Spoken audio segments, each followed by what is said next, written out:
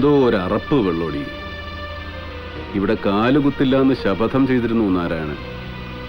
ഇല്ല, ഇത് നാരായണന് വേണ്ടിയല്ല, പെരുമാൾപുരത്തിന് വേണ്ടി. ഒരുപടി മണ്ണ് യാചിക്കാനുമല്ല, വില പറയുന്ന വില കൊടുത്ത് വാങ്ങാൻ. അതിനൊരു ചന്തയിൽ വന്നൊന്നും കരുതാം. വാ.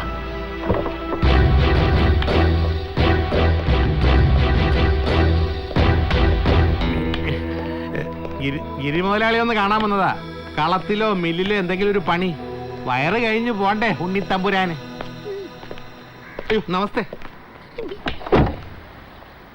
വണ്ടി ഇവിടെ പാർക്ക് ചെയ്യരുത്. പിന്നെ കുണ്ടി പാർക്ക് ചെയ്യാനുള്ള സ്ഥല പോടാ കാട്ടി.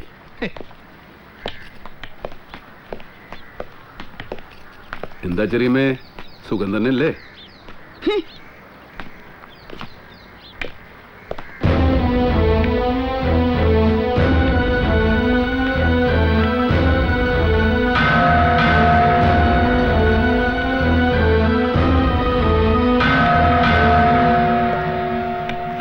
വാ വാ, നമ്മുടെ ഭക്ഷണത്തോട്ട് തന്നെ ഇരിക്കേ. വന്നാട്ടെ.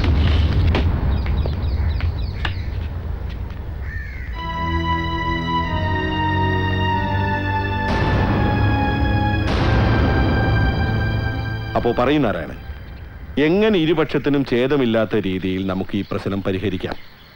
വെള്ളോടി മാഷേ, താങ്കൾക്ക് ഏത് രീതിയിലുള്ള നിർദ്ദേശങ്ങൾ വേണമെങ്കിലും മുന്നിൽ വെക്കാം. സ്വീകാര്യമെന്ന് തോന്നുന്നതിനെ സ്വാഗതം ചെയ്യാൻ ഞങ്ങൾ ഒരുക്കമാണ്. എനിക്ക് മനസ്സിലാവാത്തത് എന്താ ഇത്ര വലിയ പ്രശ്നമെന്നാണ്. ഞങ്ങളുടെ ഉടമസ്ഥതയിലുള്ള സ്ഥലം ഞങ്ങൾ വിൽക്കാൻ തീരുമാനിക്കുന്നു. അനാവശ്യമായി അതിൽ ഇടപെടുന്നവരാണ് പ്രശ്നം, അല്ലെങ്കിൽ അത് മാത്രമാണ് പ്രശ്നം. ശ്രീ ബേബി തോമസിന്റെ ഉടമസ്ഥതയിലുള്ള സെഞ്ചുറി ഗ്രൂപ്പ് അവിടെ ആരംഭിക്കാൻ ഉദ്ദേശിക്കുന്ന റിസോർട്ട് പൂർത്തിയാകുമ്പോൾ പെരുമാൾപുരത്തുള്ള മിനിമം 20 ചെറുപ്പക്കാർക്കെങ്കിലും ഒരു സ്ഥിരം തൊഴിൽ, അത് ശ്രീ ബേബി എനിക്ക് വാക്ക് തന്നിട്ടുണ്ട്.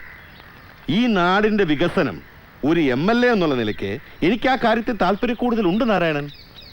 വികസനം വേണം. നിലമ്പൂർ കാടുകളിലെ ചോലനായ്ക്കർ പല്ലിയെയും പഴുതാരയും പിടിച്ചു നിന്ന് വിശപ്പടക്കുമ്പോൾ, വയനാട്ടിലെ ആദിവാസി ഒരു തുണ്ട് ഭൂമി ചോദിച്ചതിന് മുളവടി കൊണ്ട് തല്ലുകൊള്ളുമ്പോൾ, കോളക്കമ്പനിക്കാരൻ ജലനിധി കൊള്ള ചെയ്ത് ആ വെള്ളം കക്കൂസ് കഴുകാൻ ഉപയോഗിക്കേണ്ട രാസവസ്തു കലർത്തി കുപ്പിയിലാക്കി വിൽപ്പനയ്ക്ക് വെക്കുമ്പോൾ അതിനോട് പുറംതിരിഞ്ഞു നിന്ന് മസാജ് പാർലറും മഴക്കുളിയും ഇൻസ്റ്റന്റ് കഥകളിയുമായി സഞ്ചാരികളുടെ കണ്ണും കാതും കുളിർപ്പിക്കാൻ അധികാരികൾ നടത്തുന്ന വികസനം. ആ വികസനാഭാസങ്ങളുടെ പുതിയ രൂപമാണല്ലോ തൈലം കേന്ദ്രങ്ങളും അതിന്റെ അനുബന്ധ മസാലകളും. വേണ്ട സർ, ആ പരിഷ്കാരത്തിന്റെ മാലിന്യങ്ങൾ മണ്ണിനെ സ്നേഹിച്ച്, പുഴയെ സ്നേഹിച്ച്, മരങ്ങളെ സ്നേഹിച്ച് ജീവിതം പുലർത്തുന്ന ഒരു നാടിന്റെ സംസ്കൃതിയിലേക്ക്, നന്മയുടെ ആ ഭൂമികയിലേക്ക് ചവറായി തള്ളരുതെന്നേ പറയാം. ഇതിനായി കേരളത്തിലെ 14 ജില്ലകളിലെ 10,000 ഗ്രാമങ്ങളിൽ നിങ്ങൾക്ക് വേറെ ഇടം കിട്ടില്ലേ? ഒരു പബ്ലിക് പ്രൊട്ടസ്റ്റ് ഈ പറഞ്ഞ ടൂറിസ്റ്റ് സെന്ററിന്റെ വരവ് തടഞ്ഞു എന്ന് വരാം. ബട്ട് അവർക്ക് ഈ പ്രോപ്പർട്ടി വിൽക്കണമെന്നുണ്ടെങ്കിൽ അത് തടയാൻ കഴിയില്ലല്ലോ നാരായണ. അതാണ് പറയുന്നത്. പുറത്ത് മറ്റാര് പറയുന്ന വിലയോ അതിൽ കൂടുതലോ കൊടുത്ത് തോട്ടം വാങ്ങാൻ നാരായണൻ തയ്യാറാണ്. പൊന്നും വിലയെങ്കിൽ പൊന്നും വില. അതെ, അതാണ് ലക്ഷ്യം. അതിനുള്ള മാർഗമാണ് ഈ സന്മാർഗികതയും പരിസ്ഥിതി സംരക്ഷണവും ഒക്കെ. ഇല്ല, ദേവരമഠം നാരായണൻ ഒരു പിടി മണ്ണിന് ഒരു ചാക്ക് പൊന്ന് പകരം തരാമെന്ന് പറഞ്ഞാലും വിൽക്കില്ല ഞങ്ങൾ. അത് വാശി. അപ്പൊ അത് വിറ്റ് കാശ് വാങ്ങലല്ല നിന്റെ ലക്ഷ്യം. ആരാധനാലയത്തിന്റെ വിശുദ്ധിയോടെ ഞങ്ങൾ സംരക്ഷിച്ചു പോരുന്ന ഞങ്ങളുടെ പെരുമാൾപുരത്ത് നിനക്ക് കൂത്താട്ടം നടത്താൻ ഒരു ആഫീസ് തുറക്കണം. അത് നടക്കില്ല മനേഗിരി. നടക്കും, നടത്തി ഞാൻ കാണിക്കാൻ നാരായണ. അതെന്റെ മണ്ണാണെങ്കിൽ നിന്റെ മണ്ണ്. ഓർമ്മയിലെ ബാല്യത്തിൽ അത് എന്റേതായിരുന്നു. അതിന്റെ ഉടമസ്ഥാവകാശം കൈമറിയുന്നത് അച്ഛന്റെ മരണശേഷമാണ്. ആ കളി എനിക്കിതുവരെ മനസ്സിലായിട്ടില്ല. എന്താ എന്താ എന്താ അച്ഛന്റെ മരണം? എങ്ങനെയുള്ള മരണം? 1000 പൂർണ്ണചന്ദ്രന്മാരെ കണ്ട് 84 ആണ്ട് സ്വസ്ഥ ജീവിതം നയിച്ചിട്ട് കണ്ണടഞ്ഞ മരണമോ? കുത്തിക്കൊന്നതല്ലടാ നീ എന്റെ ഏട്ടനെ. കുറച്ചു നേരമായി ഞാൻ കേൾക്കുന്നു നിന്റെ ഗർവാണം. ആരാധനാലയം പോലൊരു നാട്, സ്വന്തം അച്ഛനെ കുത്തിക്കൊന്ന നീയാണോ അവിടുത്തെ പ്രതിഷ്ഠ? മൂപ്പിൽ കുഞ്ഞമ്പു എന്ന ഞാൻ ചോരയും നീരും വറ്റിച്ചും കേസും കൂട്ടവും നടത്തിയും വാക്കിനിടവില്ലാത്തടത്ത് കയ്യൂക്ക് കാട്ടിയും തന്നെ സമ്പാദിച്ചതാണാ ഇന്നീ കാണുന്നതൊക്കെ. അതിലൊരു പങ്കിയാ വിറ്റുന്ന് വരും, ആർക്കെങ്കിലും ദാനം കൊടുത്തൊന്നു വരും. അതിന് തട നിൽക്കാൻ നീ വളർന്നിട്ടില്ലടാ ചെക്ക. ഏട്ടന്റെ മോൻ, എന്റെ കൂടെ പിറന്നവന്റെ അന്തകനാണ് നീ. നിന്റെ നിന്റെ തല കണ്ടപ്പോ തുടങ്ങിയതാ എന്റെ രാമൻകുട്ടിയേട്ടന്റെ ദുർദശ. അല്ലെങ്കിൽ നിന്റെ തള്ളാന്ന് പറയുന്ന ചത്തുപോയ ആ തേവിടിച്ചിക്ക് പുടവ് കൊടുത്ത മിണ്ടിപ്പോരുത് എന്റെ അമ്മയെ കുറിച്ച്. ആ അമ്മയ്ക്ക് വേണ്ടി അവരുടെ കണ്ണീര് കണ്ട് നെഞ്ചു കലങ്ങിയാണ് 13-ാം വയസ്സിൽ ഞാൻ കൊലയാളിയായത്. എന്റെ അമ്മയെ അധിക്ഷേപിച്ചാൽ അതേത് ആനപ്പുറത്തിരിക്കുന്ന കുബേരനായാലും ജന്മി തമ്പുരാനായാലും മേടിക്കും എന്റെ ഇന്ന്. കുഞ്ഞമ്പൂ നായരെ പറയുന്നത് നാരായണ. ഒന്നുകൂടെ കേട്ടോ, സഭ കൂടിയവർക്കും മറുപക്ഷത്ത് ആയുധമെടുക്കുന്നവർക്കും പടകുട്ടി പന്തം കെട്ടി വരാം. പെരുമാൾപുരത്തിന്റെ ഗോപുരവാതിലിൽ നാരായണൻ എന്ന ഞാനുണ്ടാവും. എന്നെ വീഴ്ത്തിയിട്ട് നല്ല തന്തയ്ക്ക് പറഞ്ഞ എത്ര പേരാ മണ്ണിൽ ചവിട്ടുമെന്ന് കാണാം. അവളൊഴി മാറാം.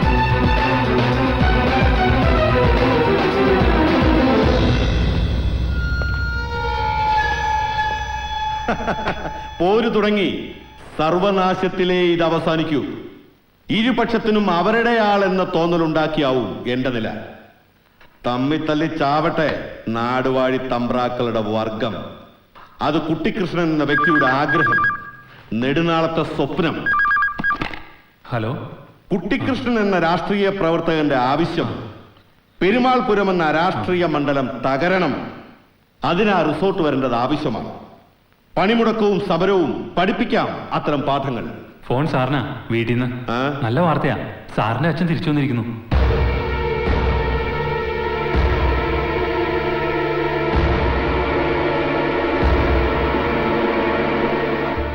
അമ്പലനടകളും അന്നദാനപ്പുരകളും കയറിയിറങ്ങി ഭിക്ഷ വാങ്ങിത്തിന്ന് ജീവിച്ചു. ഇപ്പൊ രോഗങ്ങളാ, എന്തൊക്കെയാണെന്ന് എനിക്ക് തന്നെ അറിയാത്ത. വഴിയിൽ വീണ് ചാവണേന് മുമ്പ് നിന്നെ ഒന്ന് കാണണമെന്ന് തോന്നി. ഞാൻ പോണെന്നാണ് പറയുന്നതെങ്കിൽ എന്ന് ഞാൻ പറഞ്ഞില്ല. അമ്മയുടെ ശവം കെട്ടിപ്പിടിച്ച് ഒറ്റയ്ക്കിരുന്ന് കരഞ്ഞപ്പോ നിങ്ങൾ കയറി വന്നിരുന്നെങ്കിലെന്ന് ആഗ്രഹിച്ചിരുന്നു. ഒരാശ്രയത്തിന്. ഞാൻ പറഞ്ഞില്ലേ മോനെ, ഞാൻ നാട് വിട്ടു പോയില്ലെങ്കിൽ നിന്നെയും അമ്മേനെയും തീയിട്ട് ചുടുമെന്നായിരുന്നു പറഞ്ഞിരുന്നത്. പറഞ്ഞത് ചെയ്യുന്നവരാ. ഇനി തമ്പുരാക്കന്മാരെ ഭയക്കാതെ ജീവിക്കാം. ഞാൻ നോക്കിക്കൊള്ളാം, കുറവൊന്നുമില്ലാണ്ടേ. പക്ഷെ ഒന്ന് ചെയ്യണം. നാളെ രാവിലെ ദേവർ മഠത്തിലേക്ക് പോകണം. എന്നോട് പറഞ്ഞതെല്ലാം നാരായണനോടും പറയണം. വർഷം ഇത്രയും കഴിഞ്ഞിട്ട് ഇനി വേണോ? അത് വേണം. പറയുന്നത് ഞാനാ, അനുസരിക്കുക. ഉണ്ണി, ഇവിടെ പഴയ വേലപ്പം പൂശാരി കാണാൻ വന്നിട്ടുണ്ട്.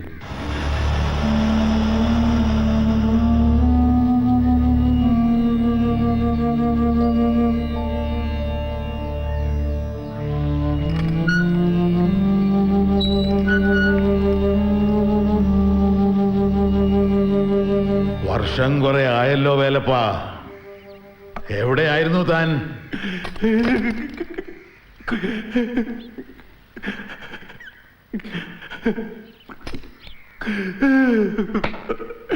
മാപ്പ് കിട്ടില്ല എനിക്ക്.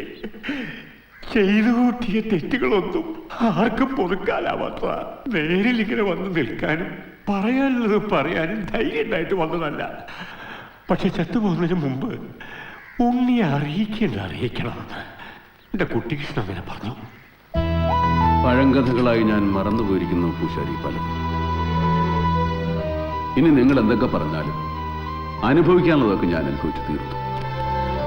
തേച്ചാലും മാച്ചാലും മായാത്ത പാപത്തിന്റെ വിലാസം അതൊരിക്കലും മായില്ല. അമ്മയുടെ മംഗല്യസൂത്രം പൊട്ടിച്ചവൻ, അവരുടെ നെറ്റിയിലെ സിന്ദൂരം മായ്ച്ചവൻ, അച്ഛനെ കൊന്നവൻ. ഇല്ല, ഉണ്ണി അത് ചെയ്തിട്ടില്ല. എല്ലാത്തിനും സാക്ഷി ഈ വേലപ്പന. കുഞ്ഞമ്പോ, നാരായണൻ ആ ചെക്കൻ ചതിച്ചു. ഇരുമ്പുകൊണ്ട് കുത്തി ഒന്ന് ആശുപത്രിയിൽ എത്തിക്ക് വേഗം. ചോര ഇശി പോയിട്ടുണ്ട്. നീ എന്താ ചിരിക്കുക? ചിരിച്ചു പോയി ഏട്ടെ. ഇന്ന് കാലത്ത് നമ്മൾ തമ്മിൽ കണ്ടുപിരിഞ്ഞതാ. അത്യാവശ്യ പ്രശ്നം വന്നുകൊണ്ട് 1 ലക്ഷം രൂപ കടം ചോദിച്ചേ. പണം തന്നില്ല എന്ന് മാത്രമല്ല, എനിക്കിങ്ങനൊരു അനിയില്ല എന്ന് നിങ്ങൾ പറയുകയും ചെയ്തു. എന്നിട്ടെന്തായി? ഒരാപത്ത് പതപ്പോ മുന്നിൽ കുഞ്ഞമ്പൂ അല്ലേ ഉള്ളൂ. നീ പുരാണം പ്രസംഗിക്കാതെ എന്നെ എവിടെയെങ്കിലും കൊണ്ടുപോവാ കുഞ്ഞമ്പോ. കൊണ്ടുപോവാ. നോക്കട്ടെ.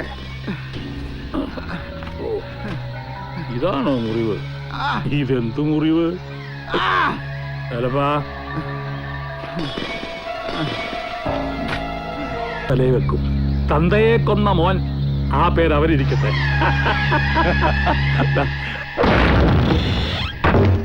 കുഞ്ഞമ്പൂ നായരെ,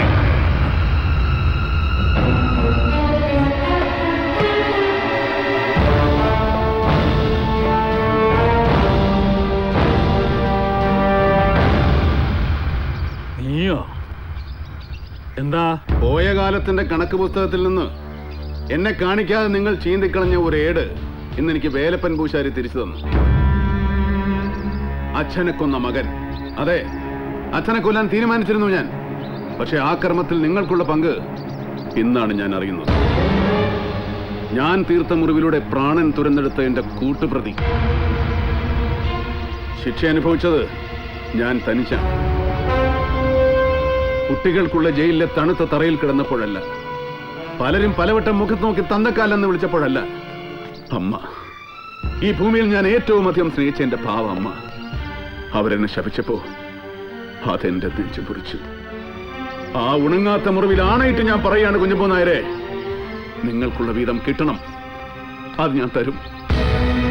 അതിനാണ് മരണം നിങ്ങളെ കണ്ട് വഴിമാറി നടന്നത് ഇത്രയും കാലം. ഒരുങ്ങിയിരുന്നോ? നാളിതുവരെ നിങ്ങളെ തുണച്ച ശക്തികളെ ഇനി ശരണം വിളിച്ചിട്ട് ഫലമില്ല. നീചഗ്രഹങ്ങൾ കളം മാറി നിന്ന് ദുരിതഫലങ്ങൾ ഒന്നിനു പുറകെ ഒന്നായി സമ്മാനിക്കാൻ പോവുകയാണ്. അതെ കുഞ്ഞപ്പൂ നായരെ, എന്നും കുഴിമൂടി കിടക്കില്ല സത്യം. ജരയും നരയും കാർന്ന നിങ്ങളുടെ തലയിൽ ഇനിയും കാണും നീചയുദ്ധത്തിന്റെ തന്ത്രങ്ങൾ എന്നറിയാം. പക്ഷേ ഇനി ശിക്ഷയുടെ കാലമാണ്. കൊല്ലാതെ ഞാൻ കൊല്ലും നിങ്ങളെ.